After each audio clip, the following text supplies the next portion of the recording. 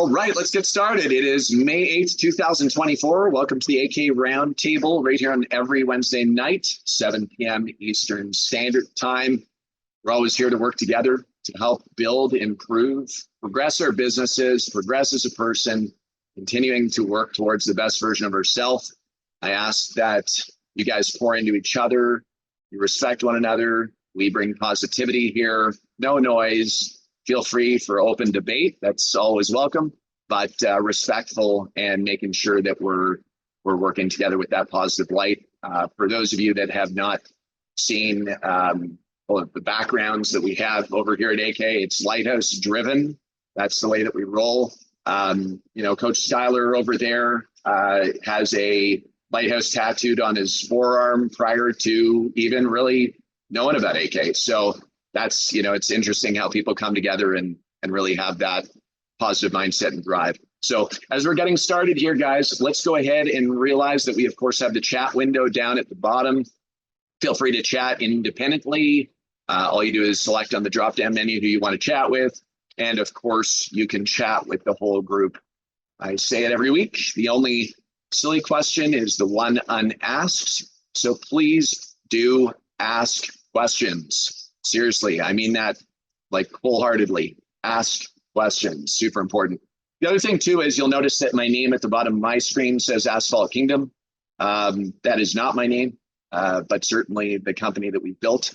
And so I will rename myself with my name followed by my email address so that I can make sure that any of you who want to reach out to me can you're more than welcome to do that. So you'll notice that my name has just changed. I suggest that you do the same.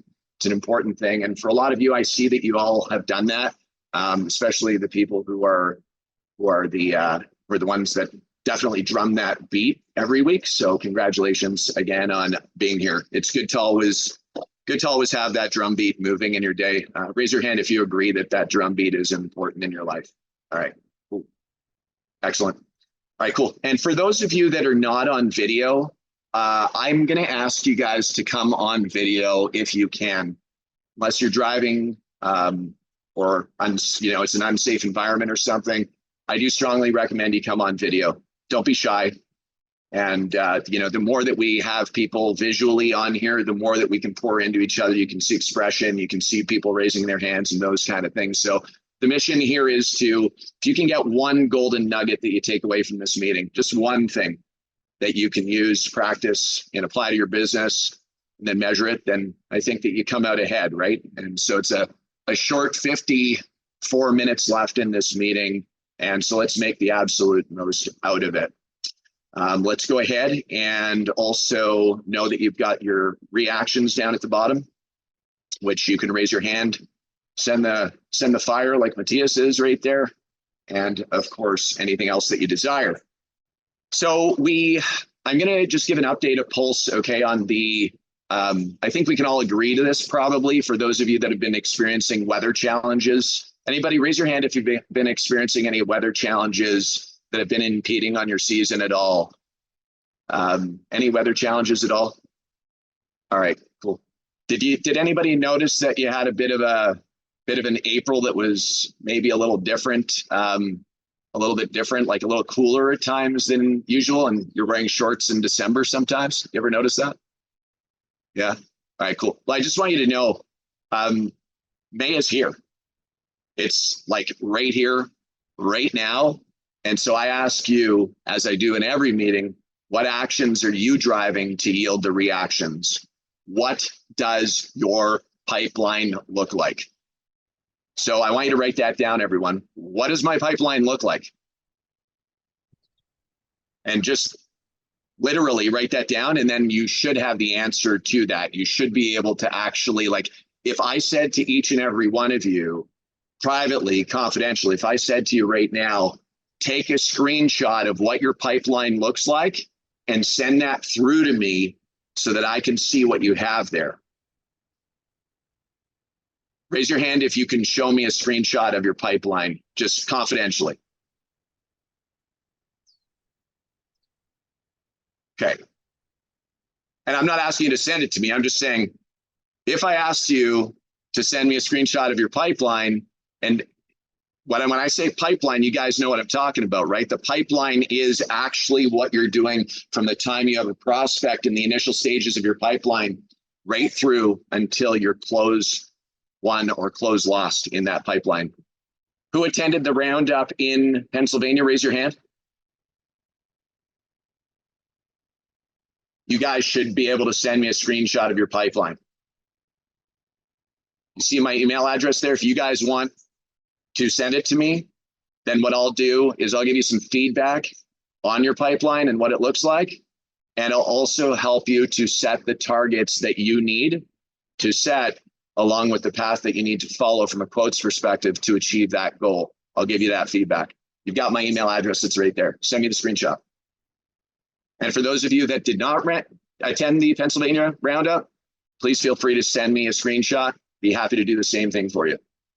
For those of you that don't have a pipeline, please build one. Please, please, please build one.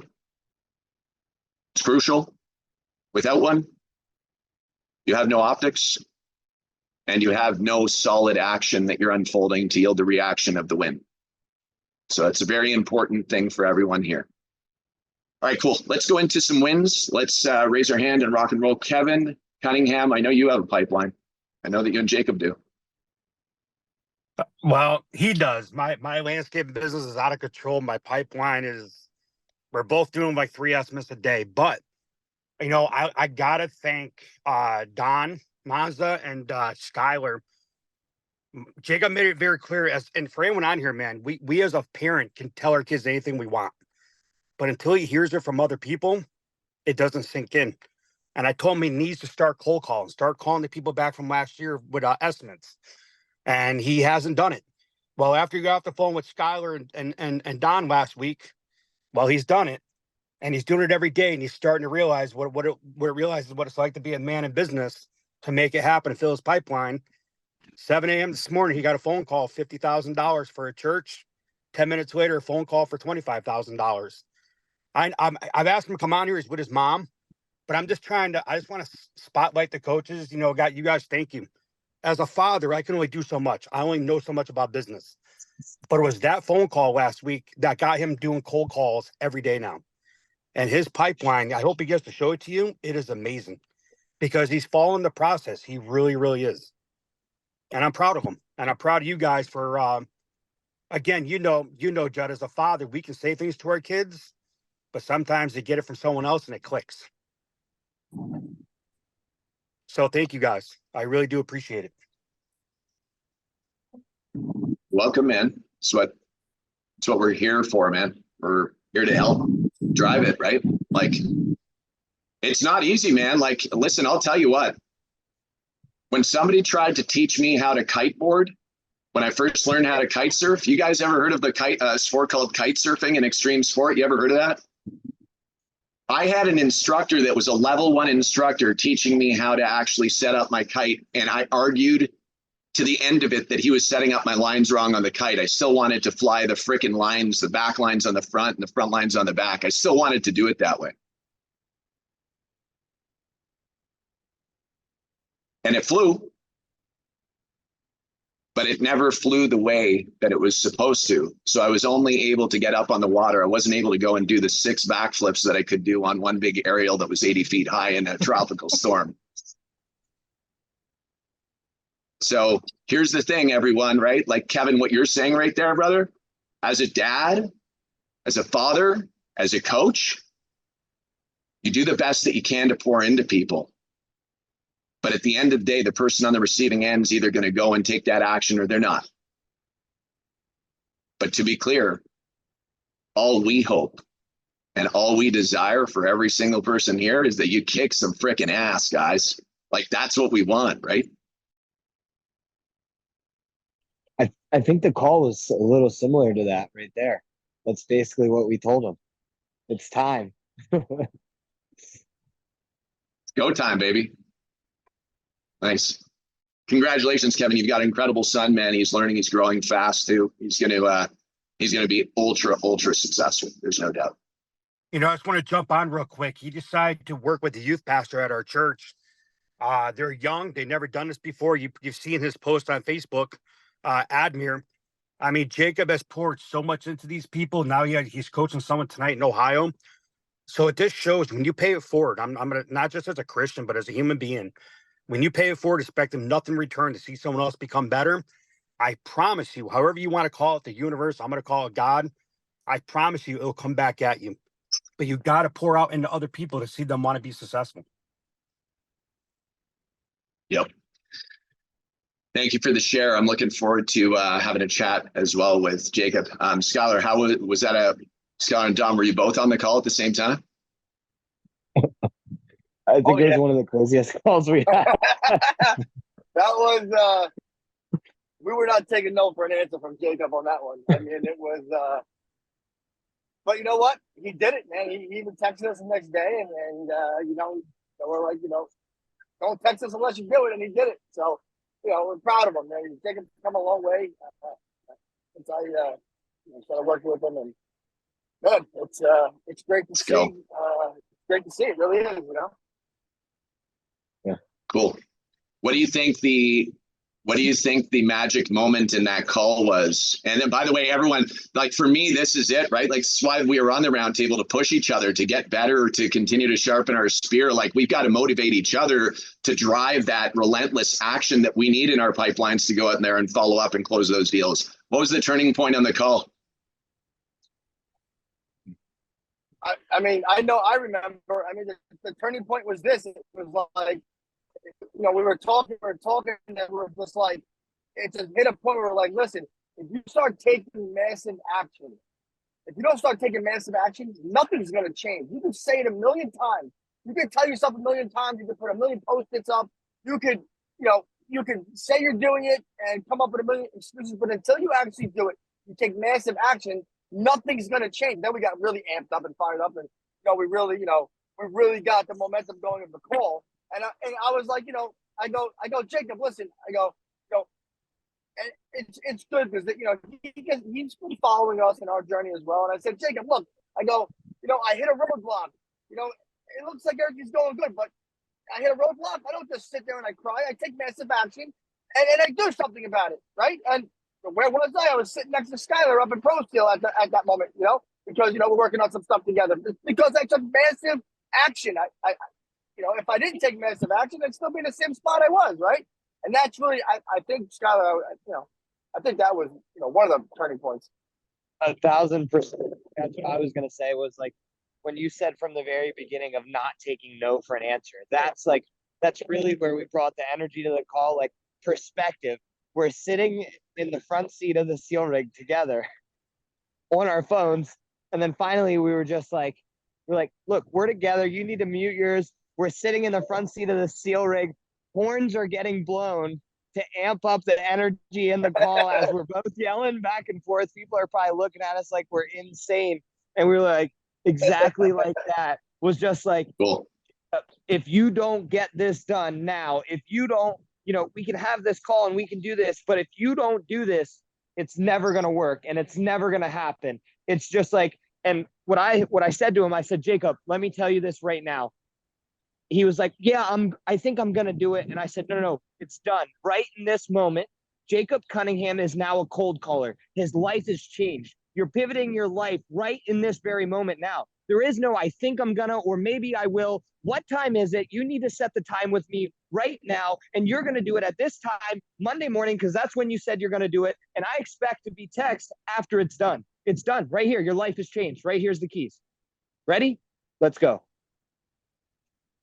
Love this, guys. Congratulations, man. Love that success. Domino effect. Let's go. Cool stuff.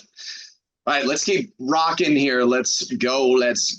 All right, so just a quick update. And, you know, Stephanie just put this in the chat. If you guys want to take a look in the chat, I'd like to think that we're always a phone call away from the business skyrocketing or returned in bracket.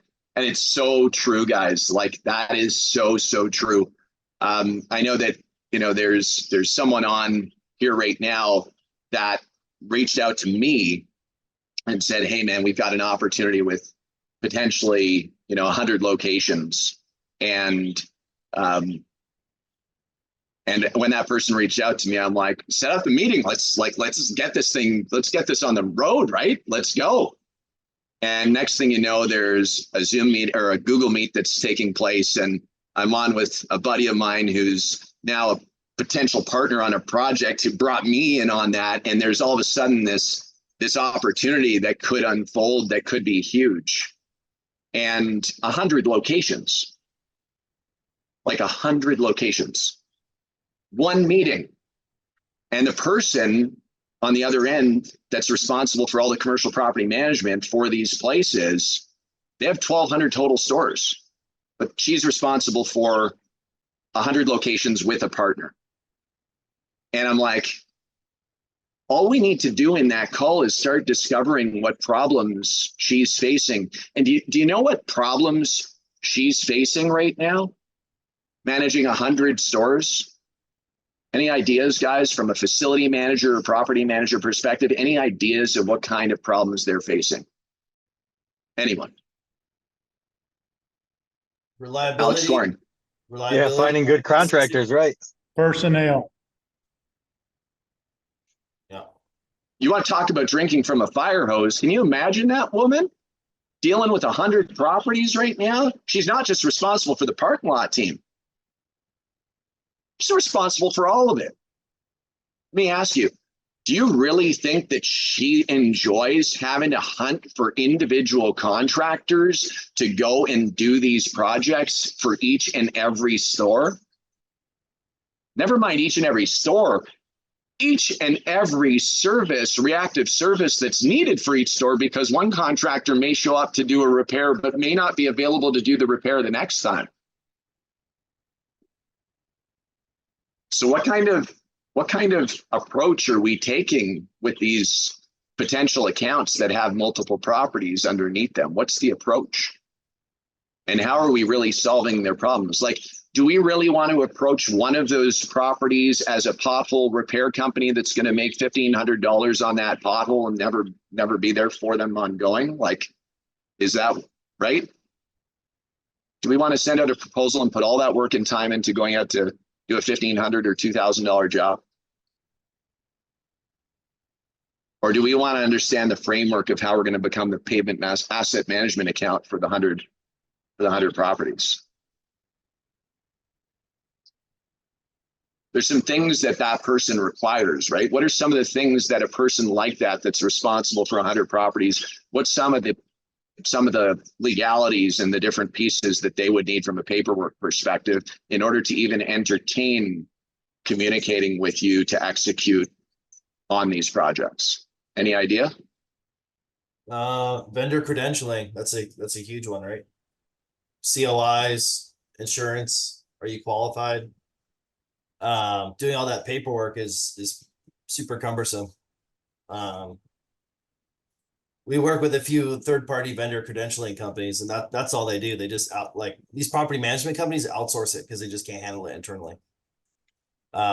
So if somebody's not using a service like that and they're having to do it individually and collect a COI for every single job, that's a lot of paper shuffling.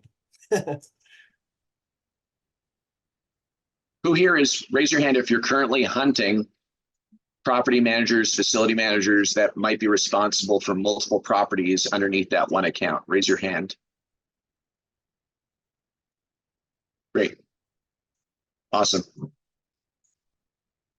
That's super.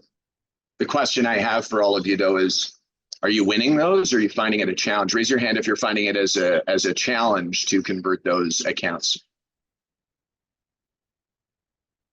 Cool, everybody's winning. Mark, what challenges are you having, brother? I've had some successes and I've had some delays.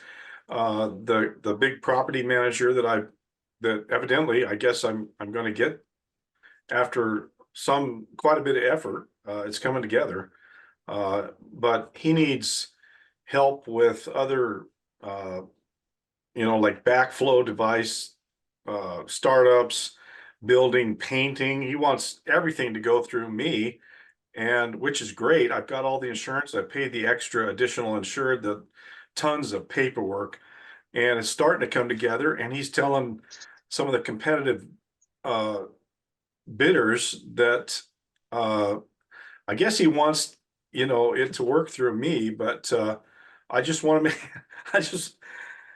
I've taken on a lot of paperwork for this guy in New York, and he's got properties out here in Boise. So anyway, yeah, it's new to me, but, it's seems like it's coming Sorry, together. guys, did you guys lose him? I can't hear him.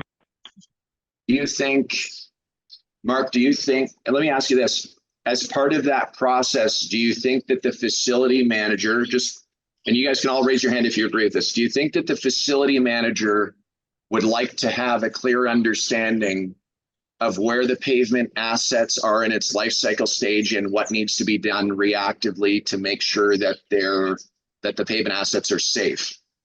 Raise your hand if you think that they would want to have that information at a glance. So let's just say that you were able to provide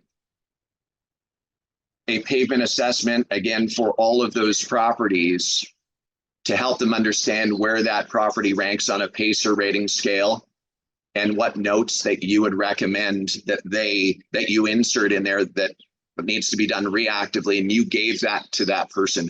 Who here thinks, by the way, raise your hand, who here thinks that other companies as a whole are going out and doing all of these pavement assessments and giving the facility manager, property manager a clear understanding of where their pavement is in its life cycle stage? Like, who here thinks that people are going out and doing core samples on these properties and actually taking photos of the core samples and speaking about the actual degradation of the asphalt and what's left of it, and then giving actual lighthouse type moments where you're laying out what a 10-year budget plan would be ahead of that? Who here thinks that people are doing that? Are you doing it, Mark? Oh, You're doing it, right, Anthony? Oh, I'm sorry. We don't do core sample. We don't do core samples ourselves, but we deal with an engineering firm that we bring in. That way, we take away the idea that we would be swaying their results. That way, it's independent. I do want to know one thing though. Where the heck did you get that hat with that off-kilter AK on it? You like that? And those shades? Dude, this is awesome. These are my sons, and this just showed up at my house today. In fact, somebody on the team forwarded that to me, and I couldn't be more appreciative. So I wanted to wear it on this call to make sure they knew that I was super excited. So these pavement assessments that are going into these facility managers and property managers' hands, because I think what we've already identified is that if a property manager and a facility manager are already drinking from a fire hose and they can barely keep the wheels on with 100 properties, the last thing they want to do is try and figure out what they need to do to take care of these reactively. And then proactively is a whole different story because they have no optics at all to understand where the pavement is in its life cycle stage and what needs to be done next. Like, do you think that a facility manager that's working internally for a company wants to be calling last minute to deal with emergency pothole repair, or would they prefer to actually have this stuff taken care of ahead of time so that they could focus on other things to save the business money and look like a hero for the company? Yeah, they obviously have a lot of stuff to worry about. I actually had a great experience today. I got someone called the call center and it said, University of Michigan facilities team saw your trucks and is looking for a long-term solution for multiple sites. So I called the guy up. I said, what's your hot button issue right now? He said, we've got this dialysis center and it's got holes in front of it. It's a catch basin that failed. We need somebody on it. I said, it's 2.1 miles away from me right now. Can you meet me there in 10 minutes? Or I said, I'm 7 minutes away. He said, it'll take me 10 minutes to get there. I was there before he was. He had a proposal in 90 minutes. And within an hour, he had all of our insurance packet and our tax information that he needed because they're obviously tax exempt. So I went during my on-site interview. I said, well, who you're using now? What's your vendor? And he said, we're not using that vendor anymore because there's no accountability for when the materials are installed, the jobs are completed, and the paperwork, the back end office is a nightmare. So then that was my clue to go into our community, our company thread. And I said, guys, this is a huge account. They have hundreds of locations in our county, and we will be able to win if we over communicate. So remember that we are over communicating with this client until they tell us that they don't need so much communication. Everyone said, got it. And like I said, within 90 minutes, he had the proposal for the hot button issue. He said, they're only closed on Sunday. I said, great. I have access to a batch plant that can make asphalt 365 days a year. We'll take care of it on Sunday. Pretty cool, right? Yeah. Just jump on it. You guys have to be able to deliver the things, listen to the client, and then deliver on the things that they have that their pain points are. He said, I have 12 other properties that have hot button issues on them right now, and I'm going to email you the list tonight. And I was like, there we go. Let's keep going. Anybody ever heard the old saying goes, speed to lead? Speed to lead. Ever heard that before? Speed to lead. If you have a lead that comes in, just to be clear, the first person that actually hops on it is going to generally win it by about 75%.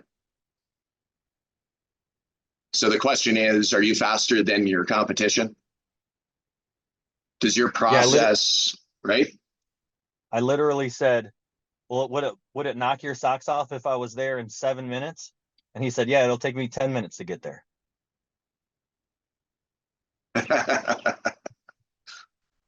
How cool is that? Who here has a cell phone? Raise your hand. Stephanie's like, of course I do. All right, you ready? Who here has a business line relating to your business? Raise your hand. All right, cool. Who here, raise your hand if you're the only person that's answering that business line. Raise your hand.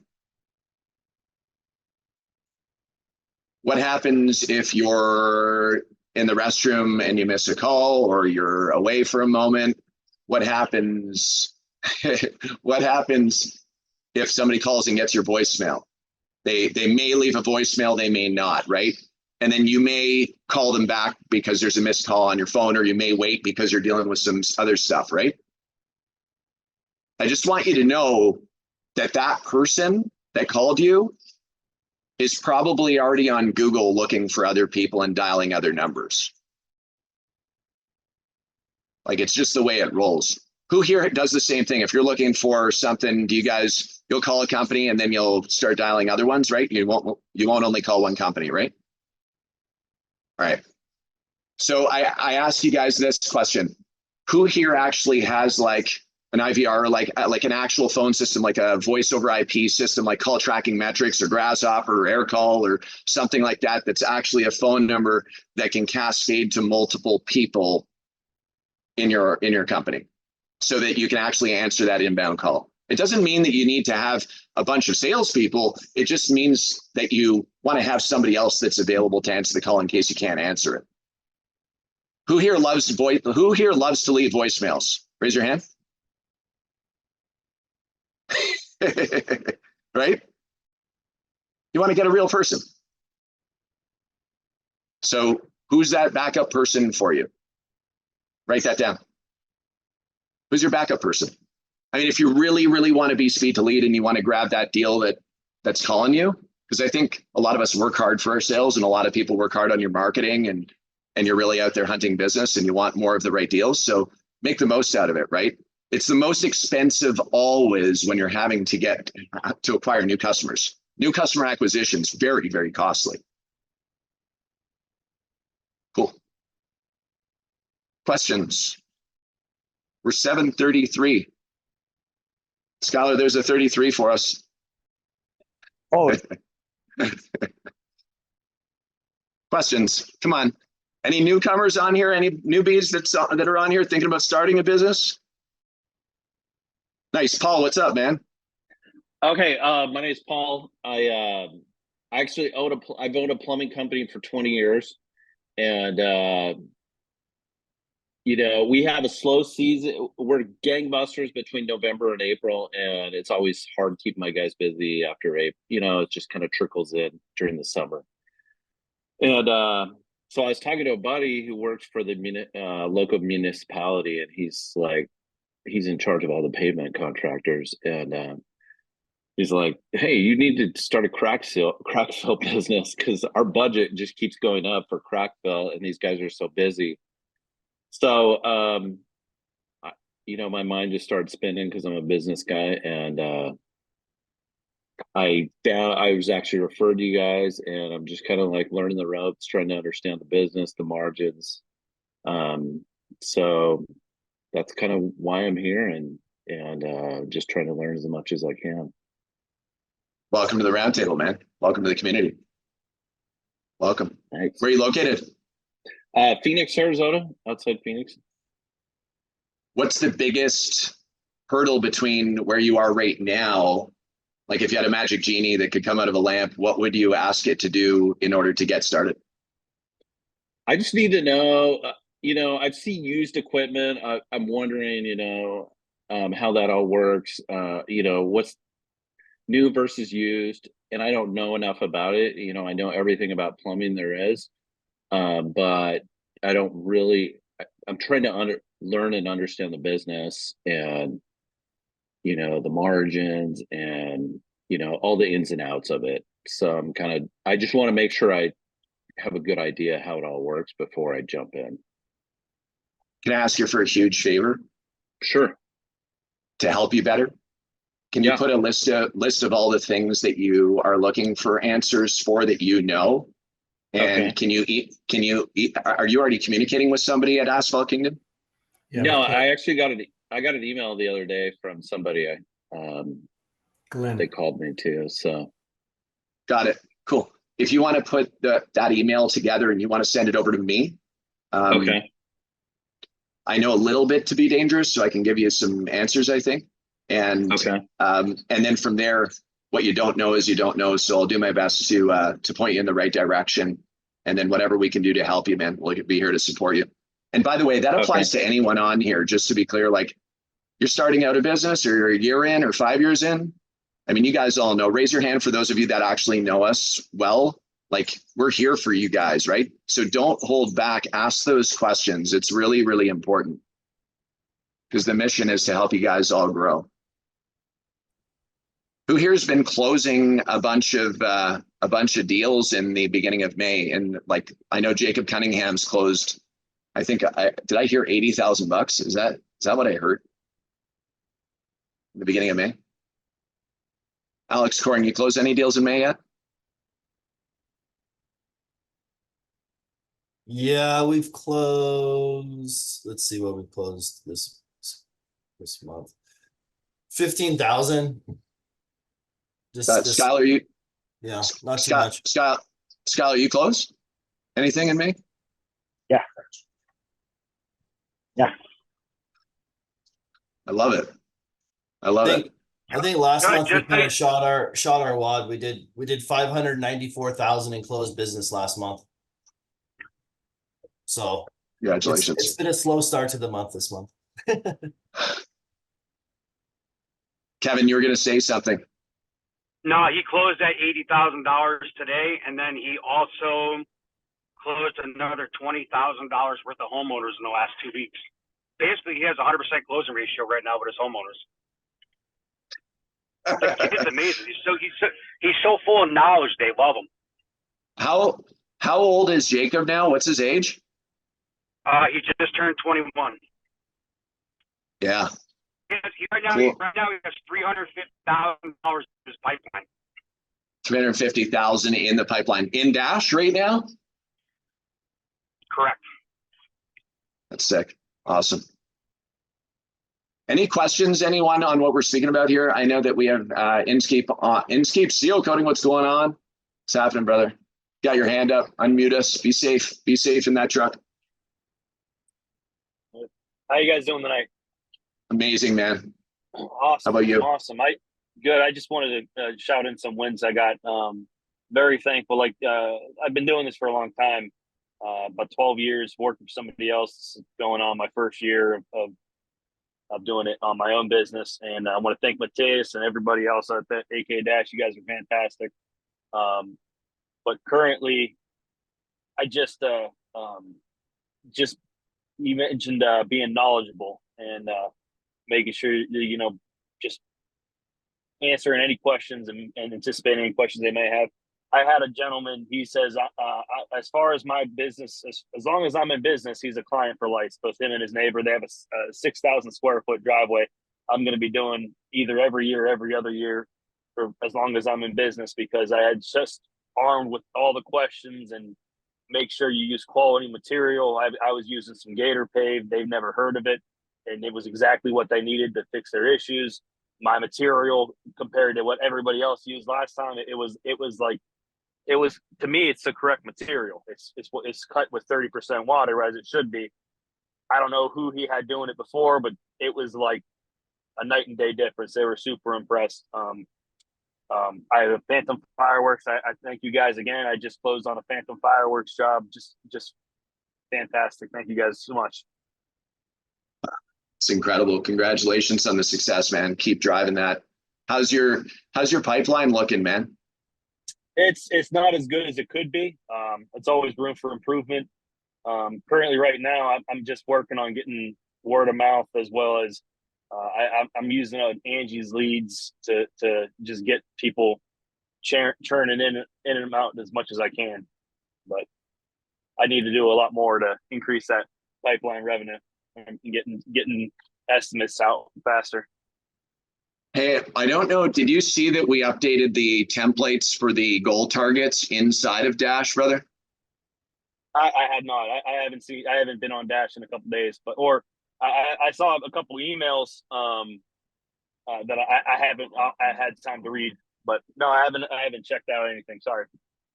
No, you're good. I just want to show it for those of you that are on AK Dash. I want to just show you something that we've done to kind of create the yellow brick road for you guys, so that you understand the goal targets. So down on the left side under administrator, you're going to have goal targets here. You're going to notice that you can custom target, do all of your minimum job price, your max job price, your average job price, bids needed, your target win percentage, your conversion rate.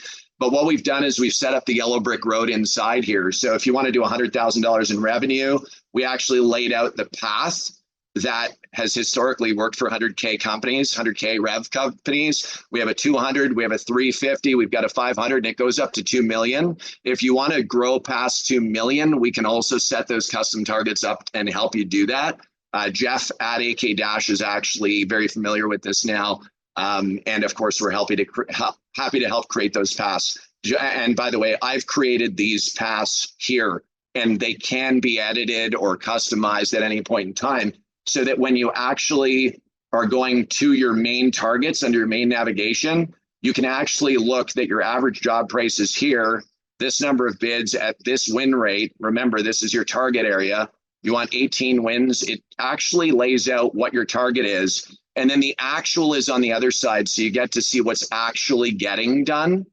And then, of course, down at the bottom, you get to see your revenue is $500,000 on this one. Your gross profit's $207,000. But what it does is it basically tells you what your target is and what you need to actively pursue in order to drive the revenue targets that you're looking for. So, I often say this, guys, revenue is vanity, cash is king. It's a really, really important thing. So we want to make sure that we have a pulse on that stuff. And if you're not using AK Dash or you're using another system, just please do yourself a favor and make sure that you're setting up the yellow brick road that we talked about, right, to get to your destination. Otherwise, you're kind of going blindly out there and just trying to wing it, and it generally doesn't work out as well. Mr. Nasser, can you hear us? I know you're on the phone. You've got your hand up. What's happening? How you doing? Man? Doing great, brother.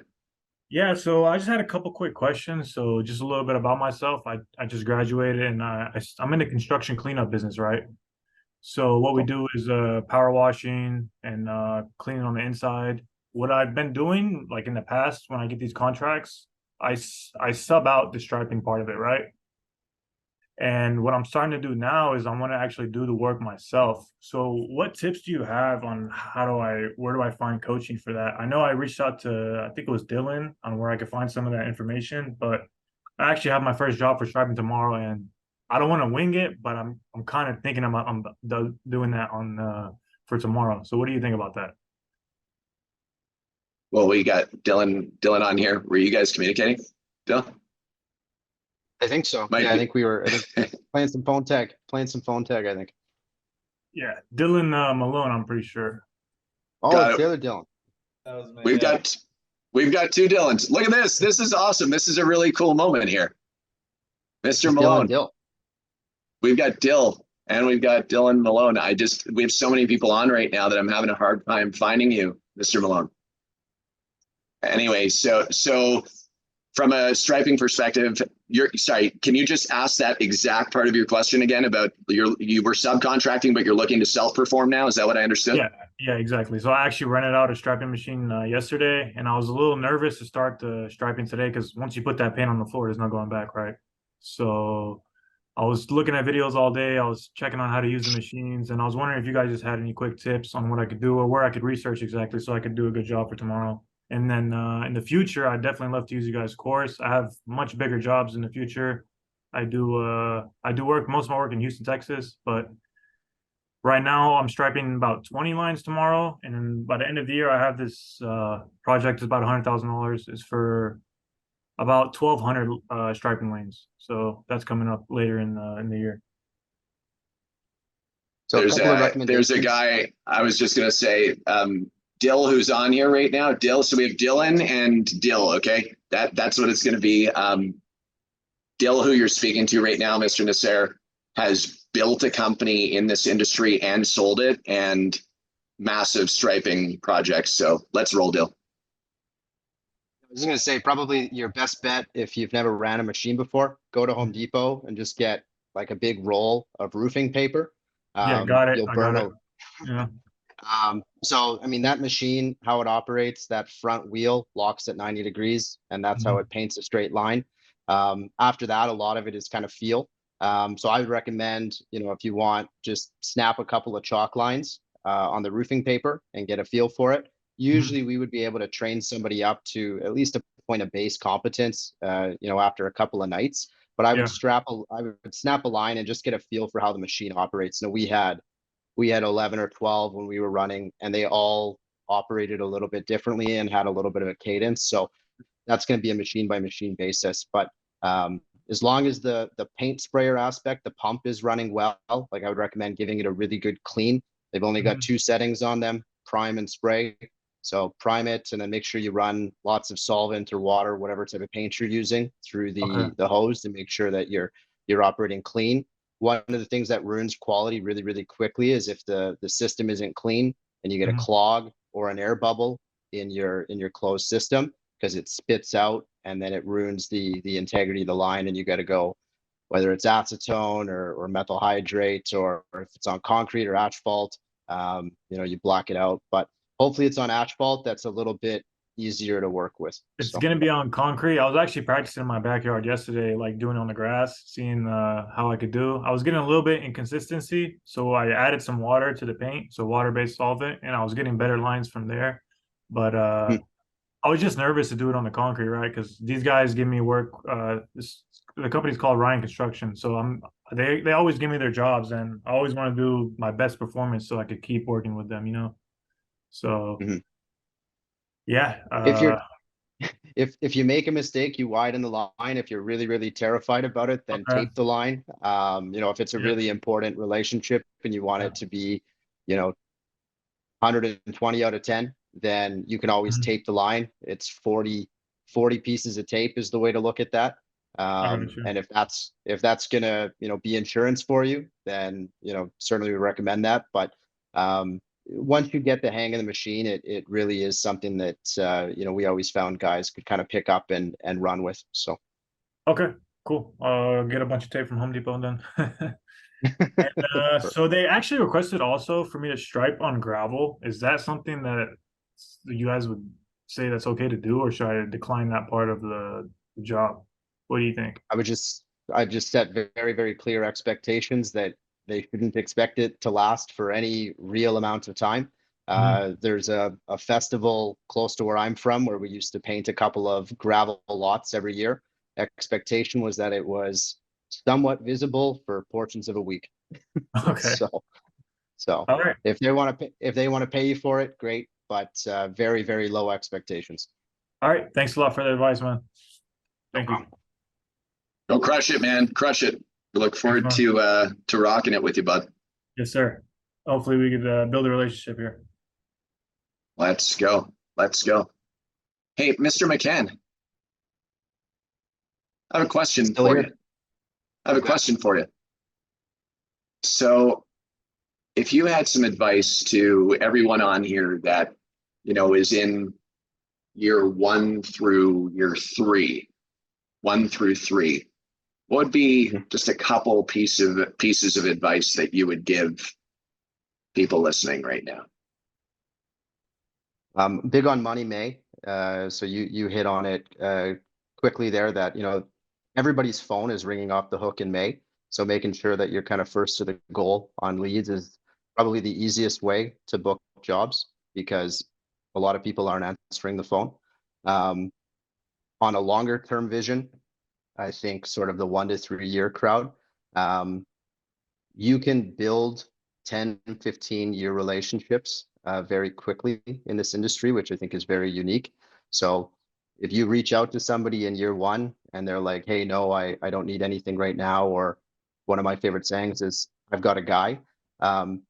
Everybody's guy drops the ball once in a while. And I think of a low pressure tactic of just constantly following up and constantly letting them know that, hey, you're there if somebody drops the ball and you're available and you're always providing pricing and you're always providing an option. Eventually there's a trigger point and you're going to get an opportunity. And a lot of the time, those are some of the best relationships. So really nurturing long-term relationships in the beginning. So that really just starts with collecting the data and yeah, just constantly following up, you know, just constantly letting them know that you're there. There's some stat out there, and I think it's people typically buy after they've seen 8 to 10 pieces of content or had 8 to 10 contact points. So very rarely you're going to get a one and done, or somebody's calling you just saying, you know, hey, I want to give you business. That just doesn't happen in the real world. So you got to go out there and you got to do the work. So those would be my 2 big ones. Thank you. Thank you, brother. Well, any questions for anyone on here? You've got people who have built businesses, sold them. You've got people on here who have built multiple 7-figure companies. You've got people who are experienced in the sales world, tremendous sales experience. You've got marketers on here. So take advantage of the time. Victor, good to see you, buddy. Always. Hey, I've been working till 11 o'clock at night. Let's go. So I did close one in May. So I do have a question. I got, you know, I was dealing with the churches. Well, I got one that's got about 7 properties and I'm submitting quotes. I just submitted 4. I partnered up with a local paving company, but the judge said, you want to get in front of the decision maker. Well, the decision maker is a committee. How do you deal with those guys? The guy that I meet, the manager, loves me. Victor, I want to give you the business, but they're nickel and diming and they're picking this thing apart. He said, but you just told me I was the lowest bid on that one, but they want more quotes still. So this is the obstacle that I'm hitting. How do you deal with that? It's a phenomenal question. It's like, you know, dealing with the board, dealing with an HOA, dealing with a team of people versus just one. Who wants to take this one on? Anybody want to take this one on? Anyone want to answer? Anybody with experience with churches? I went as far as telling them, no, if you have any questions during your meeting, I don't care what time it is, call me. Yeah. Well, I'll give you some advice since did somebody want to give advice or? All right, I'll just jump in on it. Paul, were you going to say? Go ahead, Paul. You know, I serve on an HOA board, and I'm not an expert in asphalt yet, but I serve on an HOA board. I would say the most effective thing you could do with these HOA boards is ask if you can come to the meeting and present to the board and talk to the board. And they'll gain trust in you, and you're going to get that bid over 5 other people that just submitted their bid. 100%. Okay. It's like We the, deal with go ahead, Paul. I was gonna say, the guys the towing company that I'm on a board with like 800 units in it, and where I own a bunch of properties, and the towing companies show up, the landscaper shows up, and he has a relationship with all the board members, if we know him. That's all. The uppers. Yeah, no, it's great. I mean, I always like to say this, right? Differentiate from the average, differentiate from everyone else. Go above and beyond, do it. Victor, your proposal, the way that you're going to deliver, it's going to be better than the average. The way that you're going to communicate with the people relating to the scopes of work on your proposal is going to be emotionally connected to the church rather than it just being a generic, tone. One more thing, Judd, since you have the power, you need to talk to a Rhino to install LED cameras on those crack filling machines. I had attached like 3 of them, just one pointing at the spot and bottom so I can see the LED lights. Oh yeah, LED lights. It's cool accessory. I'm gonna put something on the group so you see what we did. I love that, man. Yeah. Knowing you've probably put an electric motor in it and a remote control with some kind of a I don't even have to show up to the site. Sensor. All right, let's keep rocking here. Hands are up. Let's go. Alex DeBlanco, you're up next, buddy. Let's go. What's up, buddy? Out Western Canada, crushing it already. Just a quick win. Just wanted to show off a little bit. So this was my old setup from last year. I had the little trash pump. Bought a new trailer. I got the AK230 now on it. So just rigging that up right now. And then got my enclosed trailer back from the wrap shop and got it all wrapped up now. Hot, man. So looking good, buddy.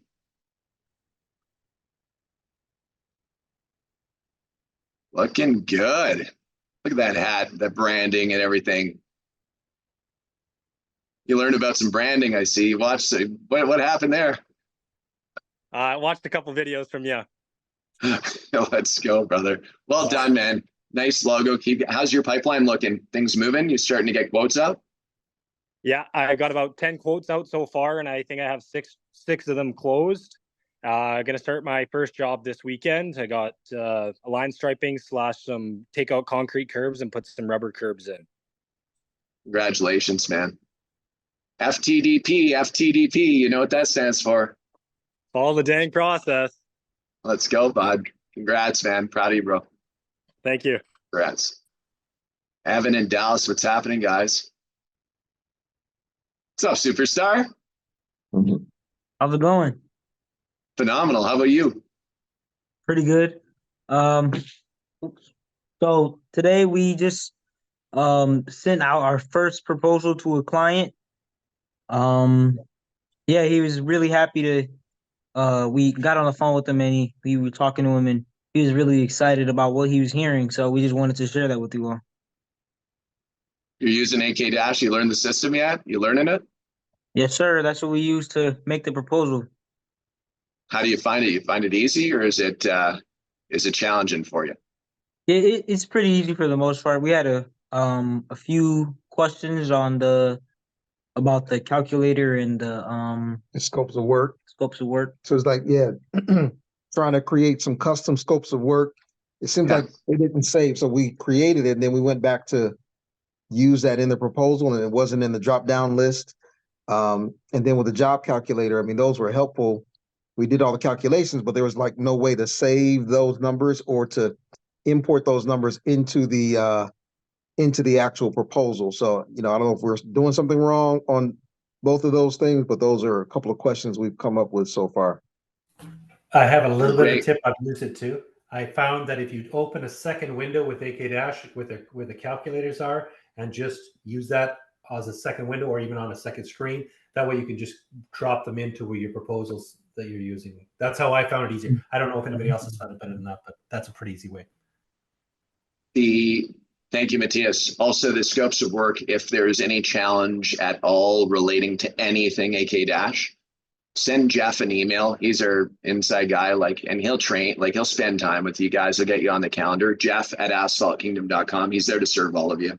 And he works, just to be clear, he works directly with our development team as well. So if there's any bugs or anything that needs fixing along the way, he can immediately start creating bug reports. All right. So keep pushing. Thank you. Congratulations. Congratulations. Thank you. Thank you. Hey, Jeff, Cool. I'll just add real quick. So this job is a friend of ours who is on the other side of the state, actually, and he knew that Evan was doing this business, so he reached out, and we just said to him, we'll be happy to do it, but to make it worth our while, do you know 3 to 4 other, churches? This is a pastor, 3 or 4 other churches or businesses that could also use some striping while we're over there. So we talked to him today. He had already reached out to one and had a list of others. So, we're trying to turn this one job into 5. I love that. That makes me super happy. I mean, these are the 3 things I strongly recommend. This isn't new, but if you want to write it down, it's going to be helpful to you, I'm sure. There's 3 layers of prospecting. For those of you that are doing the sales power stack with me, you should have got an email follow up. I believe that I had sent that through to all of you after the first meeting. Second meeting's tomorrow night. Who here's on the sales power stack? Raise your hand, by the way. Who's on the sales power stack tomorrow? All right, cool. 3 layers of prospecting. Anybody know what that is based upon that last email? Michael Knight, do you know what it is offhand? Come off mute. People you know, people your people know, and then cold calling. Yeah, those are the 3 that you want to focus on. First and foremost, people that you know are the people that you should be approaching out of the gate. Wait. People that your people know, and then cold call. Very, very important. Evan and Dallas, I know that you guys, that was somebody you knew, right? Yeah, we learned that at the roundup. That's great. And then now you've asked for referrals as well. So now he's going after people he knows, right? And then the people that he knows that you end up getting a job for, they know people, right? Right, absolutely. Yeah. See, a lot of the time we're looking in the wrong places. We end up spending our time versus investing our time. So just make sure that they get to work on that, guys. Everybody has a smartphone here, I'm sure, and you've got a contact list. So, sending some text messages are important. Yeah, Matthias, let's go. One of the things we talk about relationships all the time, because if you know this person, they love and care about you, and you're hitting that target, great. Then you, like you guys are doing, ask them for who they know. But you need to develop the business with that new person that they introduced you to, the same way you would with them, so that then you're having warm market lead you to another warm market, because you're always developing the relationship and trust for each one of them. So you never run out of a warm market if you're just developing a relationship. Makes sense, right? All the sense in the world. John, Mattel, you got your hand up. Yes, sir. Question for the more experienced guys. The client who's adding 1,200 square feet to their parking lot, they don't want to pay an engineer to redraw it. Is there any software that will reconfigure a parking lot?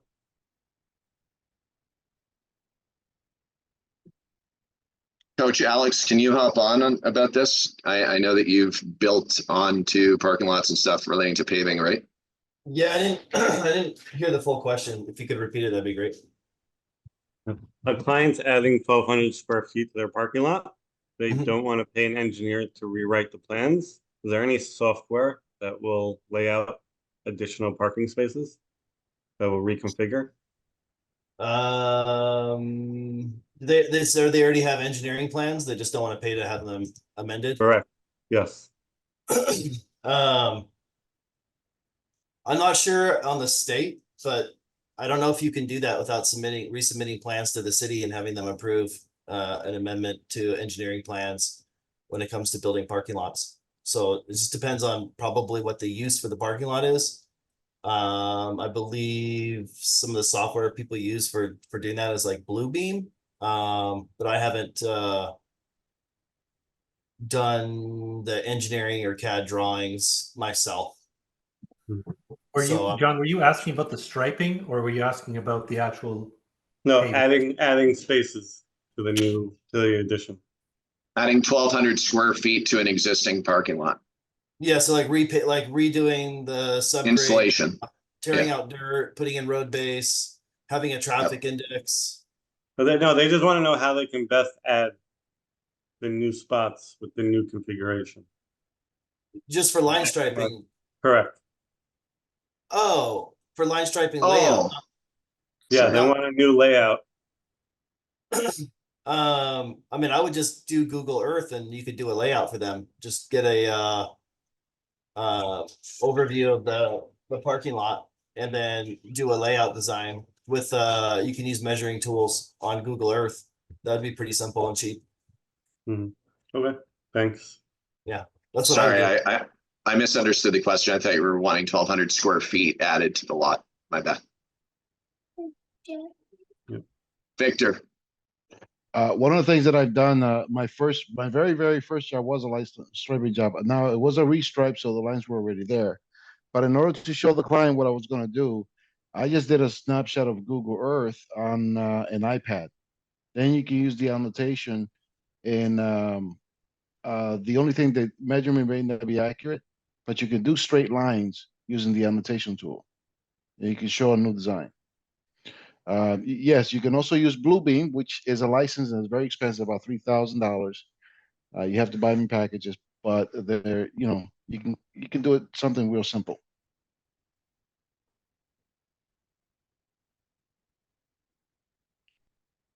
Awesome. Skylar, are you on here right now? I don't know if you can hear me. We've got, I'm in the chat. I've got people directly messaging me right now. Skylar, can we share that or no? Yeah, bro, we're good. I was just, everybody was going and I didn't know we were running short on time. So. No, you're good. So share what's going on right there. Just give some background and then share what just happened. So this is week 4 now. This is his 3rd day in week 4. So 3.5 weeks in. I hired a salesman, Bryson, young kid. His dad is actually a manager or supervisor of a large, it's called, their facility service company. Like, I don't even know what to say. It's because it's not just maintenance. They literally do anything, interior, exterior. The only thing they don't do is HVAC and plumbing. So we do a ton of work for them. And, after time, I finally was like, hey, I'm looking to hire a salesman. He's like, hey, my son is looking for a job. So we hire Bryson. He comes on today. I was out this past 3 days doing estimates not doing estimates. I was out in the field with the guys. So Bryson was back in the office doing estimates. We came in, we sent out $600,000 worth of estimates this evening. And by the time we came back, it was like maybe I was there 2.5 hours, just finalizing everything and reviewing and having them go over everything. Within 5 minutes, one came back, $15,500. And this estimate was solo. He went out, he spoke to the customer solo, he put the thing together, he used my calculator, everything. All I did was review the numbers and okayed it before he sent it. They approved it right away. And he has 7 more lined up behind this. So it's a local branch of banks to us. So, it was awesome to get the first win. Like I was uber proud, anything I can do to invest into him and anything he needs, I've been trying. He's been on the sales training with Judd. I've gotten him any software or technology or anything that he's asked for. I've spent tons, I spent like 2-3 weeks, like glued to his hip. I didn't do anything else, between those hours that he was there was just, training and teaching him everything I possibly could. I've putting together like video overviews of what each thing is, like, watch this, how to pave start to finish, how to mill and pave start to finish, how to do R&R, how to seal coat, how to crack fill, all of these videos. I gave him video lists, anything. So, it's just like the proud dad moment, right? I've put a lot of time and trust into him, but he's so hungry, and like, honestly, I'm super, super proud. So it was definitely cool to share that he got that first W, and first job, 16 grand, guys. Like, it just shows it pays off when you're hunting the right things. Like, he spent absolutely no time on residentials or anything like that. Honestly, I don't think he sent a quote under probably 5-6 grand. Like, he's sending out hundreds of thousands of dollars of quotes, so, and we're even working with some guys here at the round table. I love that's done. I love that, man. Give Bryson a huge like Superman high five for me. I will. I've been Cool. I've Cool. been on him all day. Love it. Okay, I want to share a video that is pretty awesome. So, and this is for those of you, again, like, guys, I constantly want to pitch coaching to you guys straight up, because I know that it's going to be an investment for you and it can help hold you accountable and keep driving it. I'm pitching it to you guys because I genuinely want you guys to win. And I did it at the roundup. I do it on the round tables, and I do it because I actually, again, I want you guys to thrive. And here's another video just to show you guys right now. This guy, going back to last August, knew nothing about asphalt. And he's quoting $1 million a week. He's been awarded with over $900,000 worth of jobs since January. He did coaching with Alex Coring. He did coaching with me. He followed the dang process. And he's got salespeople that are closing deals. He's a beast. Matthias, you had the first communication with Jason. He said that we can share. I'm going to share it with you guys. Check this out. Right now. What's up, brother? Good. Hey, just wanted to, a couple of, I'm sure we got some new guys. I'm a new guy also. I got started about 6 weeks ago with Judd, and man, have you been able to just turbocharge the business? It's incredible. We're doing, weekly calls with Judd. I've hired a salesman, so he's out just, killing it every week. And had an opportunity to go out and meet with Alex, run around with him for about 3 days. There is not a chance we would be where we are right now without you two. So just want to say thanks to both of you. Alex, you were, killer, instrumental in, getting us off the ground quickly. All we own is a cell phone, and we're able to get some jobs done. So it's been great. So just want to say thanks to both of you guys. It's been a fun ride so far. If you like. So I'm sharing that with you guys again, because this is the real deal. There's no bullshit. These are not actors. This is the real deal. And so when you guys are out, investing in your business, just make sure that you're not cutting yourself short, and invest into the things that are really going to drive it and scale it. You want to learn from people who've been there and done that. And I genuinely, like, person to person, right? Friend to friend, roundtable member to roundtable member. If you have the means to invest into coaching, whatever it is, whether it's with our organization or someone else's, whatever it is, just get some coaching with people who have been there and done that and have the track record of success, that are running a company that has great culture, that has the wheels on, that is the kind of business that you desire to actually be running. You don't want to be going down the road of building a business that's not your ideal business for you. Who here wants to spend time with your kids? Who here wants to spend time with family? Who here wants to actually go and do the things that you love to do and have enough money to do that, right? I know that there's people on here right now that will go 1,000,000 miles an hour all day long and still hit the fall and have financial problems through the winter because they didn't do any money management and they didn't have enough margins to be able to allow them to have the profit that they needed to operate through the winter.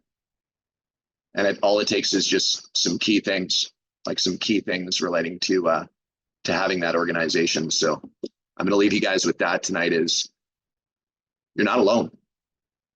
You know, we can teach you about this stuff. Generally as groups, right? That's why we're here, but it's good to get one-on-one stuff. You know, like my heart is singing about Jacob Cunningham right now, you know, and it was him that did it. All we did was maybe put some different lenses on the glasses at times to help him break through a spot that might have been tough. So I appreciate every single one of you. We're going to go ahead and do a one-word close tonight. I know that we missed the one-word close on the last few roundtables, but I want to do it tonight. Just one word to describe the way that you're feeling and just cap this meeting off. Appreciate you guys. Matthias, you are number one on here as you were at the beginning. Excited. Cool. Dale, one word close. Community. Michael Knight. You're muted. Pumped. Pumped. I love it. Mr. Winley.